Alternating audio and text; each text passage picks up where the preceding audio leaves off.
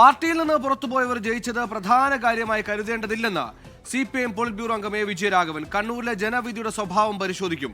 ജനവിധിയുടെ ഉത്തരവാദിത്തം വ്യക്തിക്കല്ല, രാഷ്ട്രീയത്തിലാണ്. എല്ലാ വർഗീയതയും ശക്തിപ്പെട്ട ജനവിധിയാണ് ഉണ്ടായതെന്നും എ വിജയരാഘവൻ പറഞ്ഞു.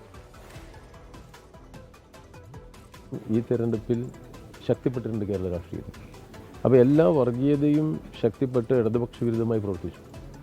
അതോടൊപ്പം വിവിധങ്ങളായ സ്ഥാപിത താല്പര്യങ്ങളും ഇടതുപക്ഷ വിരുദ്ധമായിട്ട് പ്രവർത്തിച്ചിട്ടുണ്ട്. കണ്ണൂർ പോലൊരു ജില്ല, നമുക്ക് ഏറ്റവും കൂടുതൽ സ്വാധീനമുള്ളൊരു ജില്ലയിൽ പിന്നെ തെരഞ്ഞെടുപ്പിലുണ്ടായിട്ടുള്ള ജനങ്ങളുടെ വിധിയെഴുത്തിൻ്റെ സ്വഭാവം എന്താണ്, അത് സ്വാഭാവികമായിട്ടും പരിശോധിക്കേണ്ടിട്ടുണ്ടാവും. അത് പരിശോധിക്കുന്നേ ചെയ്യുമല്ലോ. CPM പോലൊരു പാർട്ടിയിൽ നിന്ന് ആളുകൾ പുറത്തുപോയി പിന്നെ UDF കൈകോർത്ത് മത്സരിക്കുന്നു, ചിലർ ജയിക്കുന്നു. അപ്പോൾ അതൊക്കെ വെച്ചുകൊണ്ട് നമ്മൾ പരിശോധിക്കുന്നു.